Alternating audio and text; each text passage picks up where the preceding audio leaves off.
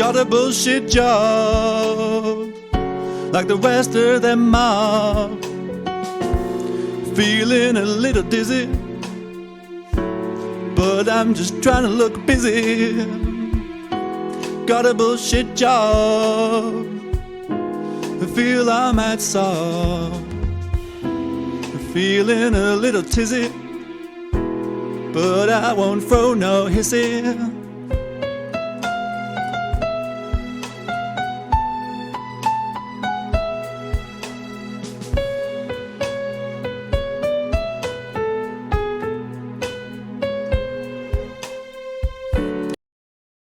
A Spanish civil servant in Cadiz, Joaquin Garcia, was due to receive an award for his 20 years of ongoing service and commitment to the Municipal Water Board. Attempting to give him his well-deserved medal, however, it was suddenly perceived that his desk had been totally unoccupied for at least 6 years, despite receiving a salary. This incident was widely reported in the British media, and was perhaps used as a scapegoat for many key things in the UK's Brexity imaginations.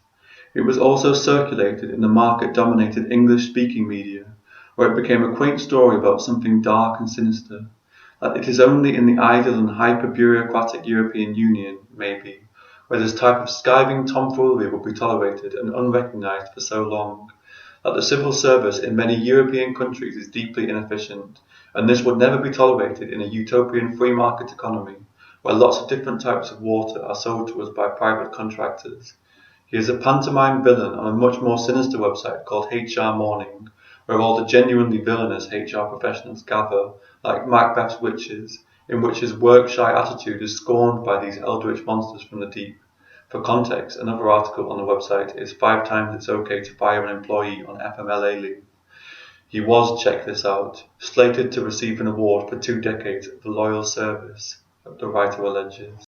Garcia is indeed one of the greatest villains in a culture where work is not really a set of obviously productive and meaningful tasks anymore, like digging holes, cutting furzes, or escorting billionaires. It is a sacred duty, and pretty much the only sacred duty that is meaningfully universal. People who shirk this sacred duty are blights to be quashed by the machine. Work might be boring or even obviously meaningless, particularly in the context of so-called white-collar jobs, but we must respect it as a sacred ritual that must still consume all the time we have been assigned on this earth. Work is now usually conceived in terms of the hours it involves, rather than the project that it entails. The question I have always been asked at work in England is not, what are you planning to do today, but what time are you on till? Work is a god to worship.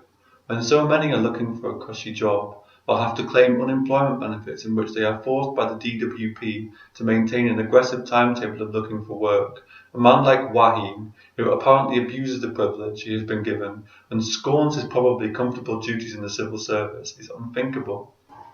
In Bullshit Jobs by David Graeber, we find a totally different take on this issue. Graeber points out that the case of Garcia is extremely common in the modern workplace, only that he went to different measures to most, but measures that were totally reasonable. Garcia was extremely good at his job, and when he started working for the Municipal Water Board, he was an extremely effective and prolific civil servant.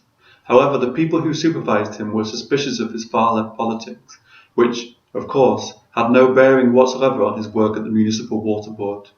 For this, and perhaps other reasons, they stopped delegating him any duties at all, despite his desire for duties, and the fact that he specifically requested them on a number of occasions. Thus, he was forced into a situation that will be very familiar to a lot of workers. He had to sit at a desk all day, doing nothing but pretending to be busy, while people looked over his shoulder and expected him to inexplicably be doing things of importance. He might as well have read books or spent all that time planting a permaculture garden, but he was forced into a kind of active inertia, which in itself is psychological turmoil. Perhaps as if Sisyphus was staring at the boulder, pretending to push it, as ancient Greek mythological bureaucrats stared for eternity. Instead of endure this obvious indignity, which he repeatedly protested, he decided to stop coming into work and spend his time working, for example, reading philosophy. Graeber uses a large amount of qualitative and quantitative data to prove a very basic thesis, that many people have utterly pointless jobs, which he eloquently terms bullshit jobs. Detailing the example of a young man who worked as the subcontractor of a subcontractor for the German military, Graeber gives the following account of what a so-called bullshit job entails. This I consider the defining feature of a bullshit job, one so completely pointless that even the person who has to perform it every day cannot convince himself there's a good reason for him to be doing it. He might not be able to admit this to his co-workers. Often there are very good reasons not to do so, but he is convinced the job is pointless nonetheless. He spoke to people all over the world who claimed to have totally pointless jobs that many of them had left due to the eventual realization that they were utter bullshit. He spoke to people who claimed their job was to answer emails and receive telephone calls, but that most days they did not have any to answer. He spoke to people who mentioned having to carry out totally pointless tasks that they knew that they could write programs to carry out, but stay because it is the only way that they can identify of having a respectable enough salary to buy things. He cited examples of people who work in a needlessly complicated chain that could be effortlessly simplified. For example, the kind of people discussed who work for a contractor of a contractor of a contractor, and that none of these contractors have any reason to exist. They are merely self-perpetuating entities that create imaginary work out of thin air. This is not just in the public sector. In fact, in the private sector, there is still a huge demand for individuals to sit around and do nothing, and it is ridiculous to deny this essential reality. He classifies different types of bullshit jobs, what they entail, and the reasons they have for existing.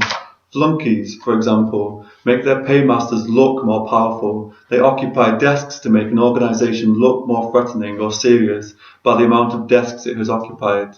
This happens a great deal, for example, in investment banks, where Graeber points out that a huge amount of the work supposedly carried out could be easily automated. He cites the assessment of a programmer employed to carry out the review of one particular bank, who estimated that 80% of a private bank's 60,000 staff have jobs that could easily be automated. This is a huge number of people. What are they all doing? Why do they all go to work day in and day out?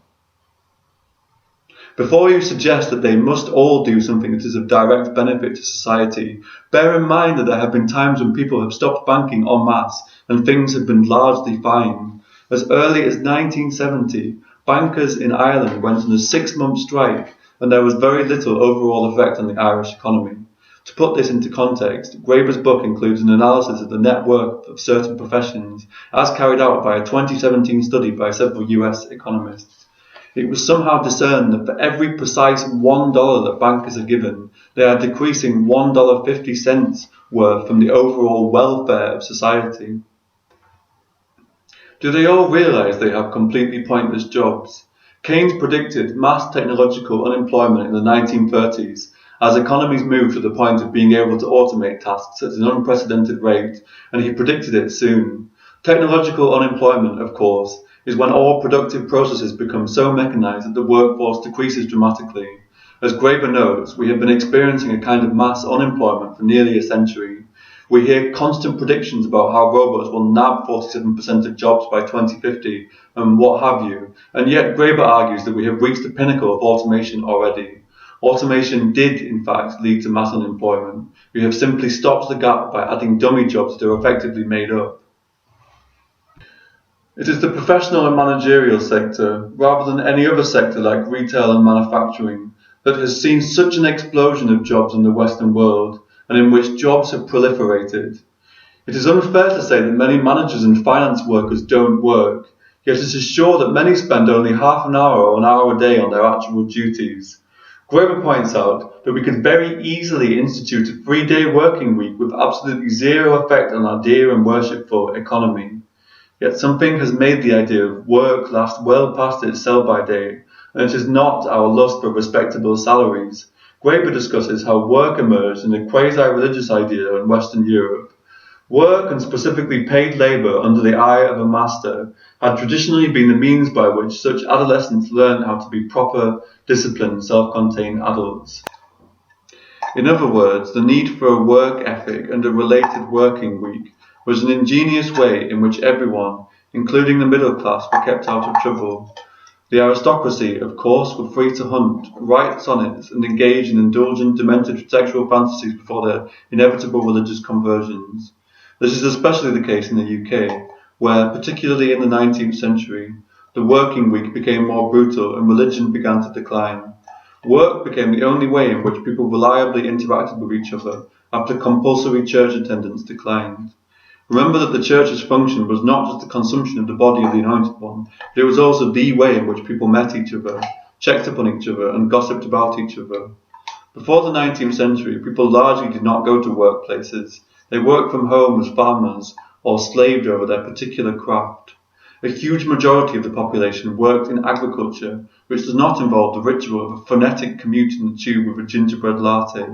About a quarter of people in the UK worked in agriculture in 1801, according to data given in An Industrial History of Modern Britain. Now, the World Bank estimates that about 1% of people in the UK work in agriculture. I think it's easy to speculate on what happened. I think this is something Graeber only touches on, but it leads to an interpretation of my own. In the UK and much of the industrialised world, after the Industrial Revolution, work became the religion of society, the way in which you could make friends, form social networks, as well as the structure and discipline which kept one living an ordered life. In the UK, we do not have instituted religious holidays or carnivals. They began to peter out in the 19th century with the Industrial Revolution's increasing demands on the populace.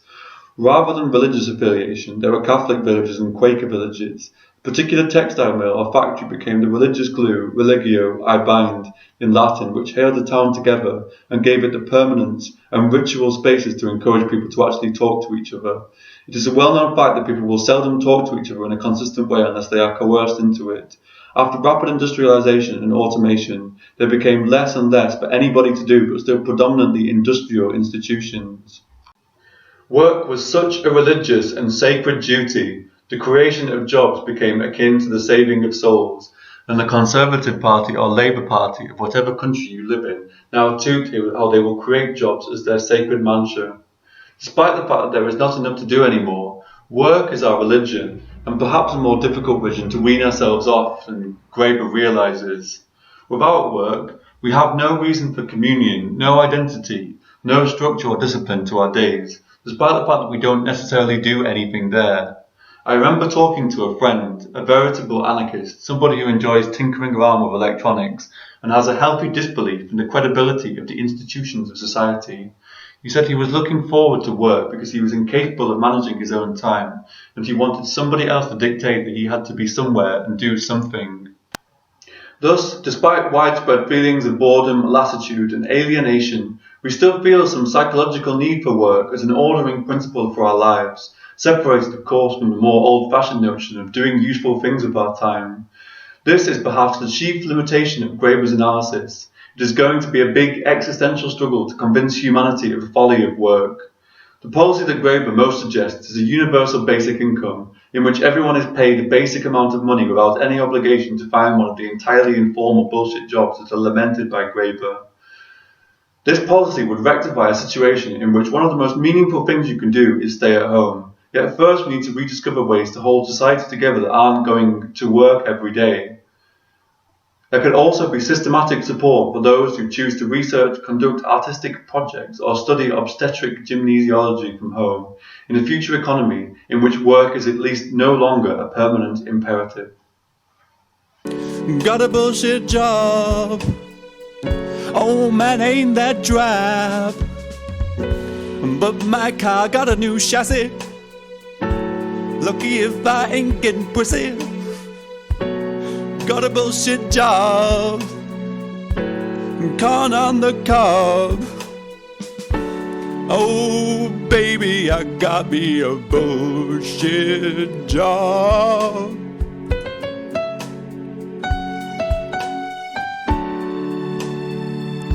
Oh bullshit job, ooh yeah.